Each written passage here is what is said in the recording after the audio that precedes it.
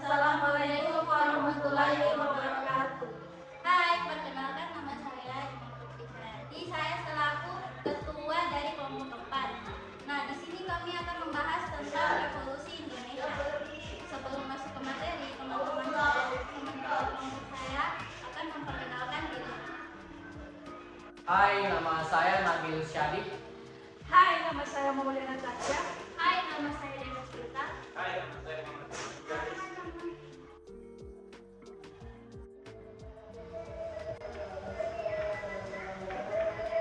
Hai, kalian tahu siapa saya?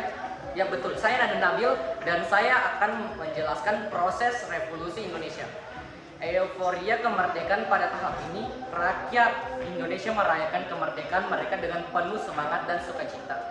Mereka membentuk pemerintahan Republik Indonesia yang dipimpin oleh Soekarno sebagai presiden dan Hatta sebagai wakil presiden. Mereka juga membentuk Badan Penyelidikan Usaha-Usaha Persiapan Kemerdekaan Indonesia atau disebut BPUPKI yang kemudian menjadi Panitia Persiapan Kemerdekaan Indonesia atau PPKI untuk menyusun dasar-dasar negara dan konstitusi. Pada tanggal 18 Agustus 1945, PPKI mengesahkan Undang-Undang Dasar 1945 sebagai konstitusi sementara Republik Indonesia. Pada tahap ini, juga terjadi pembentukan Tentara Keamanan Rakyat atau TKR yang merupakan cikal bakal Tentara Nasional Indonesia atau TNI. TKR terdiri dari bekas anggota PETA, Heyo, Barisan, Pelopor, dan rakyat sipil yang bersenjata bambu runcing. TKR bertugas untuk menjaga keamanan dan ketertiban di wilayah Republik Indonesia. Yang kedua, perundingan Linggarjati. Dari Maret hingga November 1946, pada tahap ini Indonesia dan Belanda mulai melakukan perundingan politik untuk mencari jalan keluar dari konflik. Perundingan perundingan ini melibatkan perwakilan dari kedua belah pihak seperti Sultan Syahrir, Muhammad Roem, dan Muhammad Natsir dari Indonesia serta Hubertus van Mook dan Suchherhorn dan Parpol dari Belanda. Perundingan ini menghasilkan beberapa kesempatan seperti gencangan senjata, Renville, perjanjian Linggarjati, dan perjanjian Roam-Royen. Kesepakatan ini pada dasarnya mengakui kemerdekaan Indonesia tetapi dengan syarat-syarat merugikan bagi Indonesia, seperti pengakuan atas wilayah Indonesia Timur sebagai bagian dari federal yang dibentuk oleh Belanda, pengembalian aset-aset Belanda yang disita oleh Indonesia, dan penghormatan terhadap hak-hak minoritas Indonesia. Saya Nabil, hanya itu yang bisa saya jelaskan. Selamat tinggal. Udah. Hai, saya Tasya. Di sini saya akan melanjutkan penjelasan dari Nabil tentang proses terjadinya revolusi Indonesia yang ketiga, yaitu agresi militer Belanda 1. Dari Juli hingga Agustus 1947, pada tahap ini Belanda melancarkan serangan militer besar-besaran terhadap Indonesia dengan alasan untuk memulihkan ketertiban dan keamanan di wilayah-wilayah yang diklaim sebagai milik mereka. Serangan ini disebut agresi militer Belanda 1 atau operasi produktif. Serangan ini menimbulkan banyak korban jiwa dan kerusakan di pihak Indonesia. Beberapa kota penting seperti Yogyakarta, Surakarta, Semarang, Bandung, dan Malang jatuh ke tangan Belanda. Namun Indonesia tidak menyerah begitu saja. Mereka melakukan perlawanan dengan berbagai cara seperti gerilya, sabotase, diplomasi, dan propaganda. Baiklah, Wemel, apa terakhirnya dibilang ya? Oh, baiklah, hanya itu penjelasan dari saya. Bisa itu lah. Baiklah, saya akan melanjutkan penjelasan tentang proses revolusi Indonesia.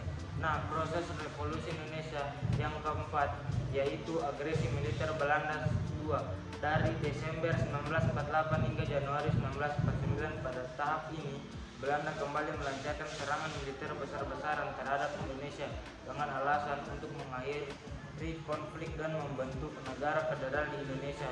Serangan ini disebut agresi militer Belanda II atau Operasi Krai. Serangan ini berhasil menangkap Soekarno, Hatta, Syahrir, dan sejumlah pemimpin Indonesia lainnya.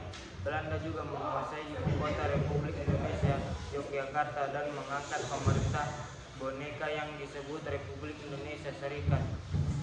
Namun serangan ini juga menimbulkan reaksi keras dari dunia internasional, terutama dari Perserikatan Bangsa-Bangsa PBB yang mengancam tindakan Belanda sebagai pelanggaran hak asasi manusia.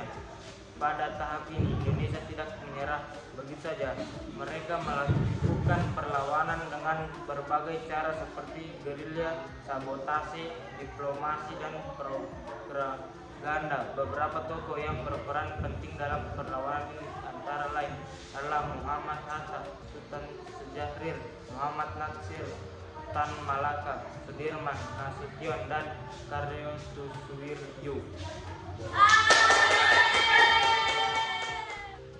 Baiklah, saya Dewi akan melanjutkan penjelasan dari Rifki. Proses revolusi Indonesia berikutnya adalah Konferensi Meja Bundar. Tahap ini berlangsung dari Agustus hingga November 1945.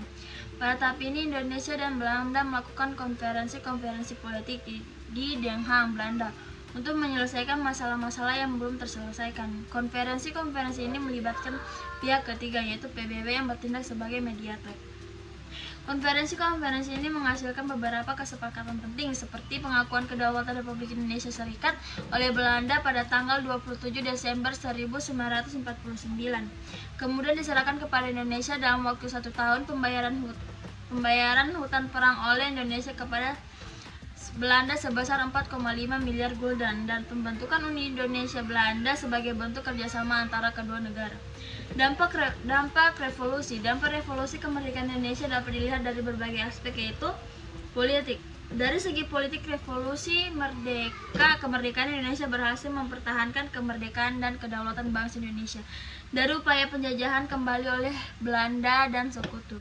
Ekonomi. Dari segi ekonomi, revolusi kemerdekaan Indonesia berhasil menyebabkan imploitasi sumber daya alam dan manusia oleh Belanda. Sosial. Dari segi sosial, revolusi kemerdekaan Indonesia berhasil membangkitkan rasa nasionalisme dan patriotisme di kalangan rakyat Indonesia. Dari saya sekian, terima kasih.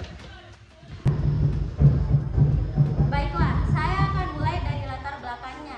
Yang melatar belakangi terjadinya revolusi di Indonesia adalah adanya berbagai pergerakan nasionalis yang bertumbuh besar pada abad 20, yang dimana pula berbagai pergerakan nasionalis tersebut saling menggabungkan diri dalam menuntut kemerdekaan Indonesia dari kolonial Belanda.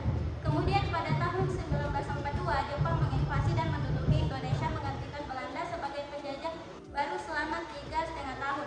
Adapun masa Perang Dunia Kedua menyebabkan kemampuan Jepang untuk mempertahankan penjajahan di Hindia Belanda. Hanya dalam waktu 3 bulan, Jepang berhasil menguasai Sumatera dan berusaha untuk mengambil hati kaum nasionalis dengan menjanjikan kemerdekaan pada Indonesia. Ini menimbulkan lahirnya organisasi-organisasi perjuangan di seluruh negeri. Ketika Jepang berada di ambang kekalahan perang, Belanda kembali untuk merebut kembali bekas koloni mereka. Pada 7 September